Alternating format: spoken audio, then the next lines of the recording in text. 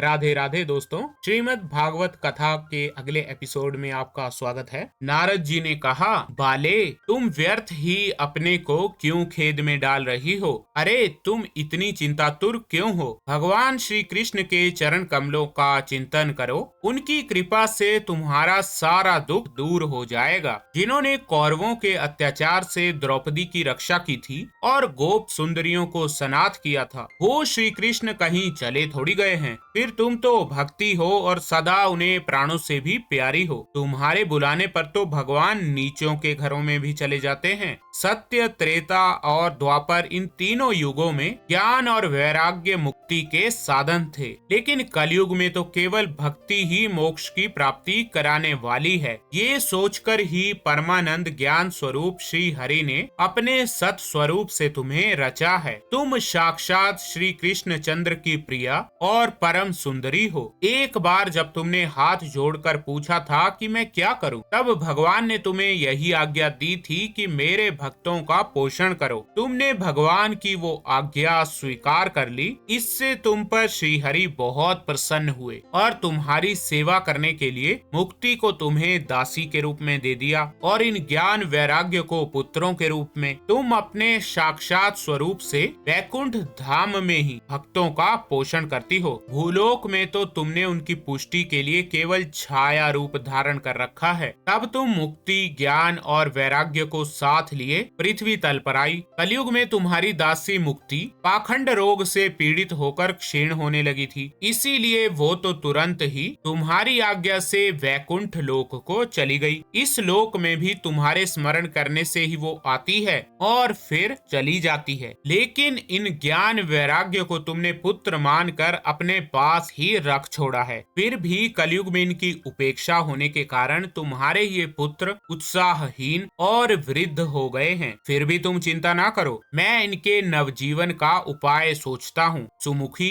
कली के समान कोई भी युग नहीं है। इस युग में मैं तुम्हें घर घर में प्रत्येक पुरुष के हृदय में स्थापित कर दूंगा। देखो, अन्य सब धर्मों को दबाकर और भक्ति विषय के महोत्सवों को आगे रखकर यदि मैंने लोक में तुम्हारा प्रचार ना किया तो मैं श्री हरि का दास नहीं। इस कलयुग में जो जीव तुमसे युक्त होंगे वो पापी होने पर भी बेखटके भगवान श्री कृष्ण के अभय धाम को प्राप्त होंगे। जिनके हृदय में निरंतर प्रेम रूपिणी भक्ति निवास करती है, वो शुद्ध अंतःकरण पुरुष स्वप्न में भी यमराज को नहीं देखते। जिनके हृदय में भक्ति महारानी का निवास है, उन्हें प्रेत, पिशाच, राक्षस या दैत्य आदि कोई भी स्पर्श करने में समर्थ नहीं हो सकते। तब, वेद अध्ययन, ज्ञान और कर्म आदि किसी भी साधन से भगवान वश में नहीं किए जा सकते। वो केवल भक्ति से ही वशीभूत होते हैं। इसमें श्री गोपी जन प्रमाण है। मनुष्यों का सहस्त्रों जन्मों के पुण्य प्रताप से भक्ति में अनुराग होता है। कलयुग में केवल भक्ति ही सार है। भक्ति से तो साक्षात श्री कृष्ण चंद्र सामने उपस्थित हो जाते हैं। जो लोग भक्ति से द्रोह करते हैं वो तीनों लोकों में दुख ही दुख पाते हैं। पूर्व काल में भक्त का तिरस्कार करने वाले दुर्वासा ऋषि को बड़ा कष्ट उठाना पड़ा था। बस व्रत, तीर्थ, योग, यज्ञ और ज्ञान चर्चा आदि बहुत से साधनों की कोई आवश्यकता नहीं है। एकमात्र भक्ति ही मुक्ति देने वाली है। सूत जी कहते हैं, इस प्रकार नारद जी के निर्णय किए हुए अपने महात्म्य को सुनकर भक्ति के सारे अंग पुष्ट हो गए और वो उनसे कहने लगी, नारद जी, आप धन्य हैं। आपकी मुझ में निश्चल प्रीति है। मैं सदा आपके हृदय में रहूंगी और कभी आपको छोड़कर नहीं जाऊंगी। साधो, आप बड़े कृपालु हैं। आपने क्षण भर में ही मेरा सारा दुख दूर कर दिया, किंतु अभी मेरे पुत्रों में चेतना नहीं आई है। आप इन्हें शीघ्र ही सचेत कर दीजिए, इन्हें जगा दीजिए। सूत जी कहते हैं, भक्ति के ये वचन सुनकर नारद जी को बड़ी दया आई और ज्ञान और वैराग्य को वो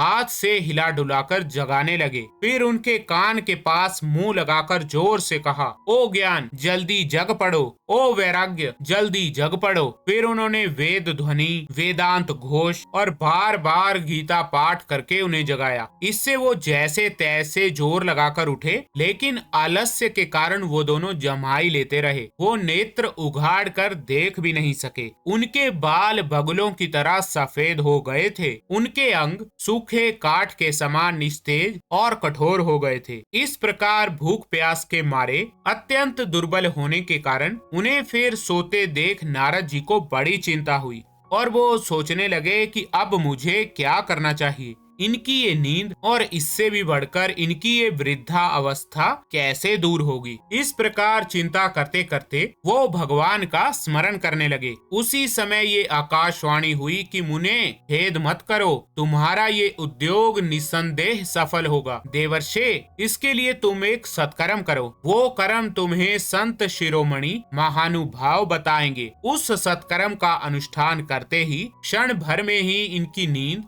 और इनकी ये वृद्धा अवस्था चली जाएगी और सर्वत्र भक्ति का प्रसार होगा। ये आकाशवाणी वहाँ सभी को साफ साफ सुनाई दी। इससे नारद जी को बड़ा आश्चर्य हुआ और वो कहने लगे, मुझे तो इसका कुछ आशय समझ में नहीं आया। नारद जी बोले, इस आकाशवाणी ने भी गुप्त रूप में ही बात कही है, ये नहीं बताया वो कौन सा साधन किया जाए जिससे इनका कार्य सिद्ध हो। वो संत ना जाने कहाँ मिलेंगे और किस प्रकार उस साधन को बताएंगे। अब आकाशवाणी ने जो कुछ कहा है उसके अनुसार मुझे क्या करना चाहिए। तब ज्ञान वैराग्य दोनों को वहीं छोड़कर नारद मुनि वहां से चल पड़े और प्रत्येक तीर्थ में जा जाकर मार्ग में मिलने वाले मुनीश्वरों से वो साधन पूछने लगे। उनकी उस बात को सुनते तो सब थे, लेकिन उसके विषय में कोई कुछ भी निश्चित उत्तर ना देता। किसी ने उसे असाध्य बताया, कोई बोला इसका ठीक ठाक पता लगना ही कठिन है।